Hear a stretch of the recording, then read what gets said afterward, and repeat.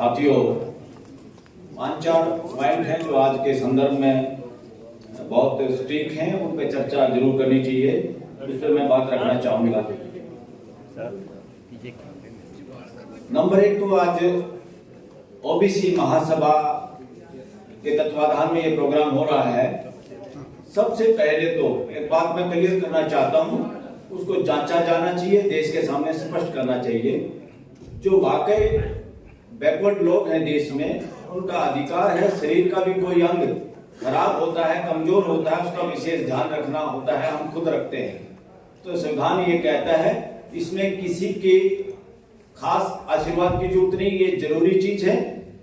पूरे समाज का, जो समाज पिछड़ा है या जो भाई, एक भाई आगे बढ़ गया, दूसरे भाई की ड्यूटी है, ये पूरे समाज में इस तरह की ड्यूटी है। एक सेकंड करने दो।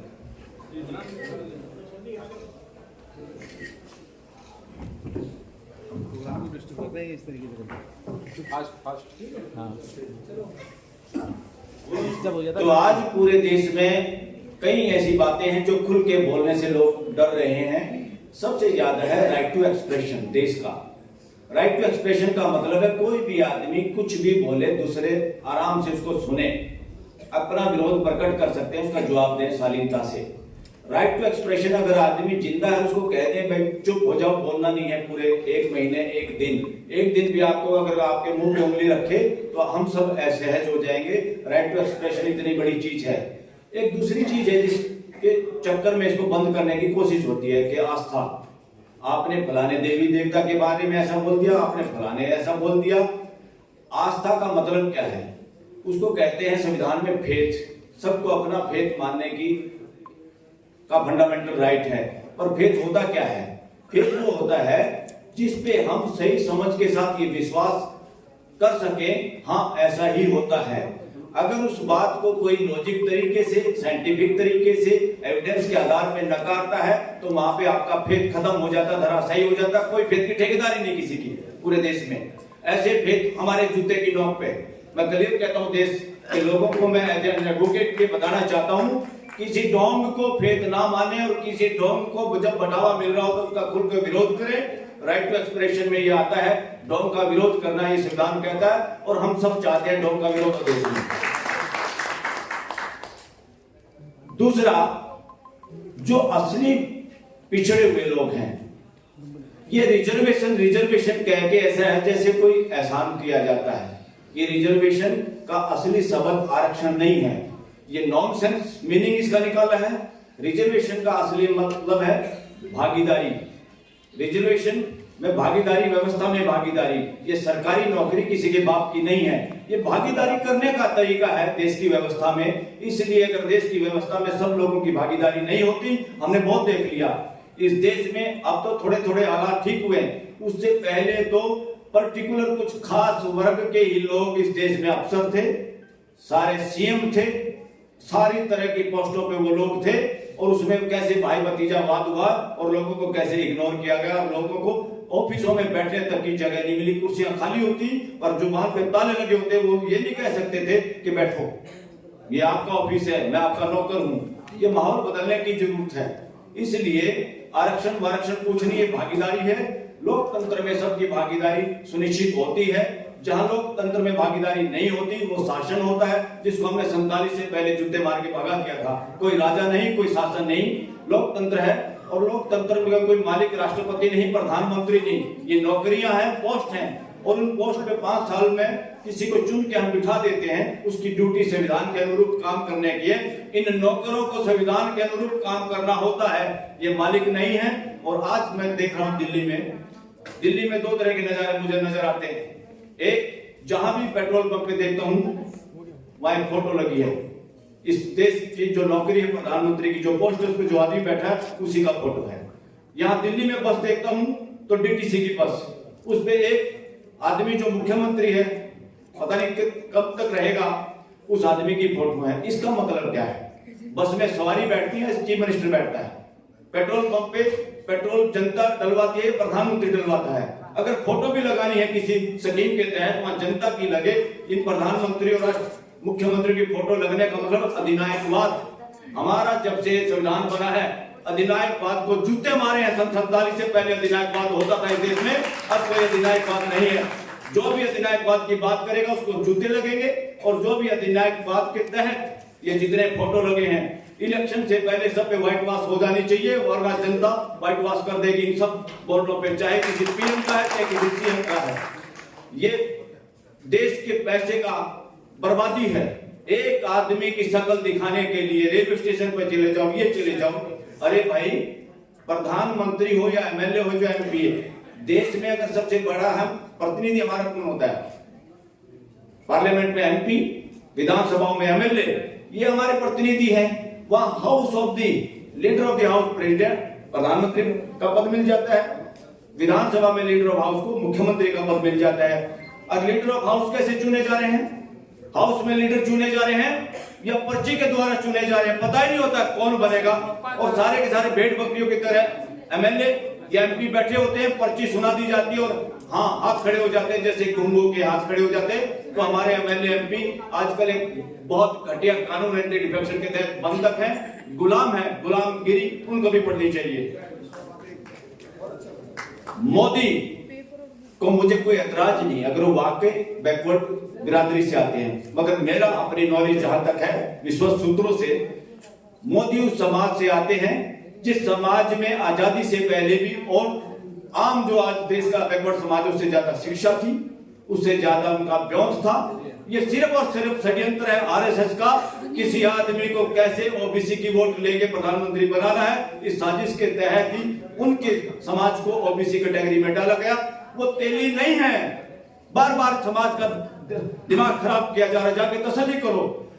वो उनके लोग तो कहते हैं मैं तेली को जूते मारेंगे, उनके समाज को वहां जाके तेली बोल के देखो, उनके भाई को बोल के देखो, उनको पता है हम तेली नहीं है। वो व्यापारी आदमी है, बनिया आदमी है, जो तेल का काम करते हैं। बनिया एक दूसरे को आपस में कहते तेली बनिया, फलाना बनिया, चावल का बनिया, ढिगड़ा बनिया, बनिया आपस में कह सकते हैं। हम उनको तेली कहें तो हमारे को जूते मारेंगे वो। तो ये सबसे बड़ा फ्रॉड देश में अगर हुआ, ओबीसी की वोट लेने के लिए उस स्पेशल उसमें डाला गया, और इसके पीछे षड्यंत्र में आरएसएस का हाथ था और मोदी उसमें मोहरा था। दूसरा, एक राम राज्य की बात करते हैं साथियों। कौन राम और कोच का राज्य है? हमने घर में किसी का राज्य मानना है? अपने घर में, अपने पड़ोस में, अपने गांव में। जब राम के समय में कितनी आबादी थी? लोगों को पता था राजा होता क्या है, क्या सौदा होता है? ये मन गढ़ंत बातें हैं। 47 से पहले कोई हुए देश में भी राजा जिनके काफी महल है। मैं तो कहता हूं वो महल भी छीनने की जरूरत है फ्यूचर में, और छीनने पड़ेंगे, उनको फ्लैट दिए जाए और जनता के पैसे से बड़ी चीजें। क्योंकि ये जितने महलों वाले राजा हैं, जिसकी सरकार आती है उसी की चमचागिरी करते हैं, उनको इलेक्शन में पैसे देते हैं। निगाह मार के देख लो, जो जो राजघराने देश के अंदर, ये आज भी उसी तरह का षड्यंत्र का काम कर रहे हैं जैसे अंग्रेजों के समय में इन लोगों ने किया था।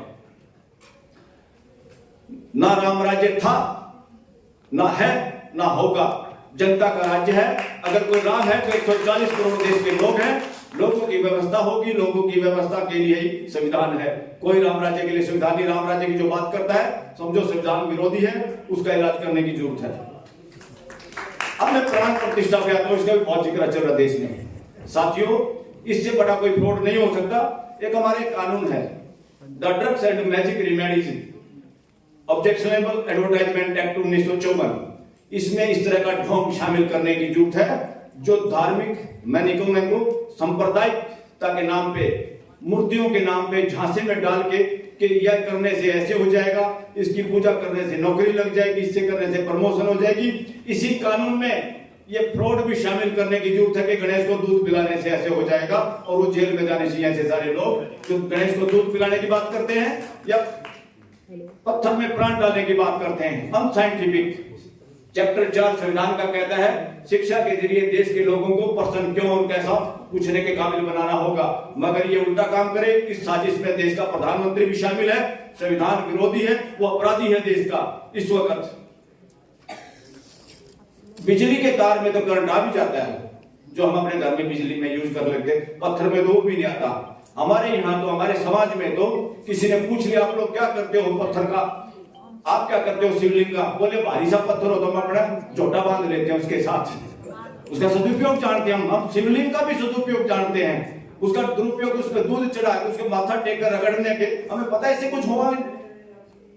जो मेहनत कश कौमें हैं, मजदूर हैं, किसान, उनको पता है गेहूं डालने से, मौसम ठीक होने से ऐसे फसल होती है, और ये दूध पिलाने इस तरह के पिलाने से, और क्या कमाल है, बहुत कम परसेंटेज है देश में, एक मानसिकता है देश में, वो मानसिकता लगातार इस देश पे कब्जा किए हुए है। हमारे यहाँ कंबाइंड पंजाब में कभी सर चौधरी छोटू राम ने उसका बंटाधार किया था, और वो आदमी जब तक जिया इस देश में, इवन जिन्ना भी वहां घुस नहीं पाता था, पंजाब में घुसने नहीं दिया उसको, और देश का विभाजन नहीं होता अगर वो नहीं मरता तो। मंडी और फंडी, वो भी कहते थे, मैं भी कहता हूं, मंडी और फंडी मानसिकता इस देश में कैंसर की तरह से है।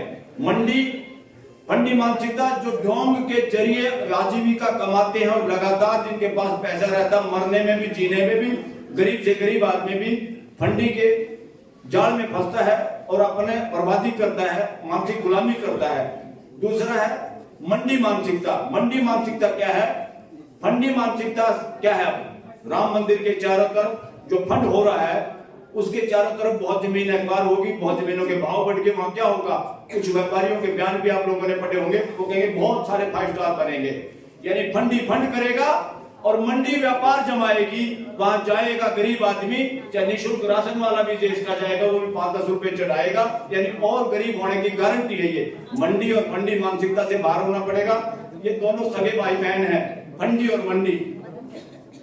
फंडी कहता है यहाँ धोख मार लो, इसका नाम ले लो, यहाँ पे व्रत रख लो, ये कर लो, वो कर लो, जिंदगी सुधर जाएगी, और तुम्हारा जो हाल हो रहा है तुम्हारे कर्मों का फल है। ये तो फंडी कहता है।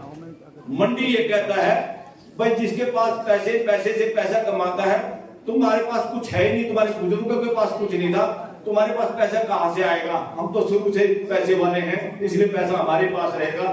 ये मंडी मानसिकता है। फंडी और मंडी मानसिकता का इलाज करना होगा। आगामी इलेक्शन में ऐसी मानसिकता के लोगों को सरकार से दूर रखना होगा, ताकि वो लोग वहां ना पहुंचे और सरकार की ऐसी की तैसी ना कर पाए।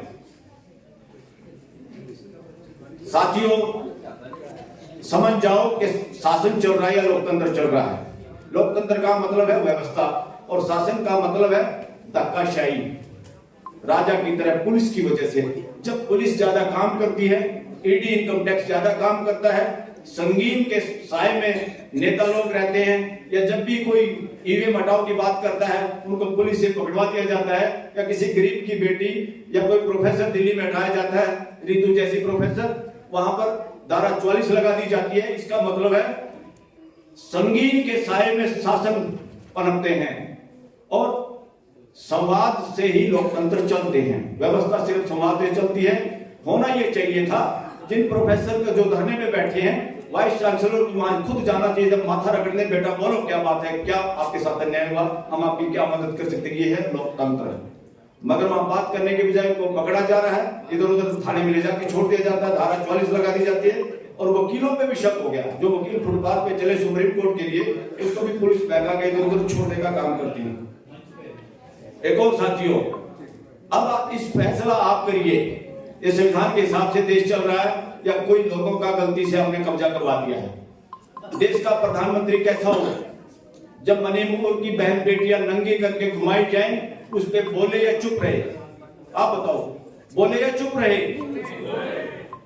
जब बहन बेटियां जो खिलाड़ी हैं, इतने उच्च स्तर के मेडल लाके भी उनके साथ छेड़खानी करने वाला बदमाश के पक्ष में बोले या चुप रहे प्रधानमंत्री? उसको पार्टी से निकाले या पार्टी में रखे? ये सिचुएशन है, जहां पे लक्ष्मण यादव जैसे प्रोफेसर को हटा के, जहां स्टूडेंट भी धरने पे बैठे, और वहां पे सिर्फ आरएसएस के चेले वहां से ट्रेनिंग लिए हुए। यानी आरएसएस एक संगठन का नाम अब समाज ये कहने लगा है, राष्ट्रीय सर्वनाश संघ। ये बहुत षड्यंत्र चलता। आप क्या सोचते हो देश में कावड़ ज्यादा बच्चे लाते हैं? ये लाते नहीं।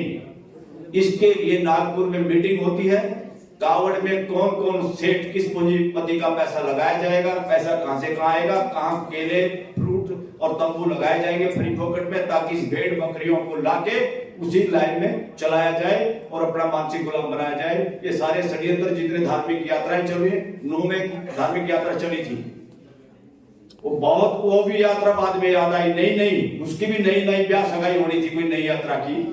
वहां पे समाज सामने आया, एक समाज ने खुल के ये कहा कि हम नहीं आएंगे साथ में यात्रा के। मैंने कहा ये क्या बात हुई कि हम नहीं आएंगे? ये बोलो जो यात्रा निकालेगा, बेउदगी करेगा बाकी समाज के साथ, उसको सबसे पहले लठ हम मारेंगे। ये है, और ये हम सबको करना होगा। कोई एक समाज के साथ अगर छोटी सी भी हरकत हो, एक ऐसा लड़ने वाला आदमी जो सरकार के खिलाफ आवाज उठा रहा, वो अगर बोले तो सभी लोगों को एक दूसरे का साथ देना है, हैंड होल्डिंग करनी है, हाथ पकड़ना है एक दूसरे का, तब जाके हम संगठित होंगे। और एक बोर्ड पे लिखा दिल्ली में भी, मोदी सरकार, मोदी की गारंटी, और बार बार छाती पीट के भी वो भाषणों में कहता है ऐसे।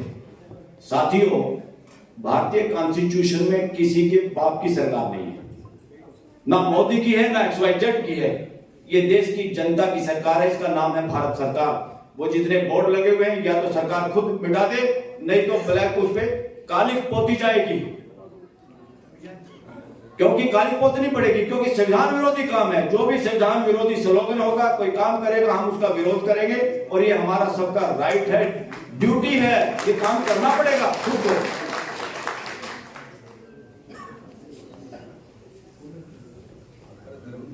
अब दिवाली की एक बात कहकर मैं अपना साल लूंगा कि देश में एक और दिवाली होगी। अरे कौन सी दिवाली? देश का दिवाला पिटेगा या दिवाली होगी? कितनी दिवाली होगी? एक दिवाली, चलो ये देश परंपरा के तहत मना रहा है, तो बार बार कौन सी दिवाली कर रहे हो? ये 5 करोड़ मंदिरों के बजाय, 5 लाख मंदिरों के बजाय 5 लाख अस्पतालों में लाइट जलती, सफाई होती, और लोगों को 5 लाख नए बेड मिलते अस्पतालों में, 5 लाख नए लोगों को नौकरी, स्कूल जहां टीचर नहीं वहां दिए जाते, तब तो दिवाली मनती। अब क्या दिवाली? तो दिवाला पिट रहा देश का। 22 तारीख को साथियों, जो जहां है, जिस भी संगठन से है, 22 तारीख को एक ऐसा प्रोग्राम बना। एक तरफ हो रहा है ढोंग का प्रोग्राम, ढोंग मंडी और फंडी का प्रोग्राम है, एक तरफ होगा जनता का प्रोग्राम, देश का प्रोग्राम। अपने अपने किसी भी बहाने से कोई भी प्रोग्राम करें, 22 तारीख को सब लोग कुछ ना कुछ प्रोग्राम करें जो कि देश की असली समस्याओं से संबंधित हो। Thank you very much. नमस्कार।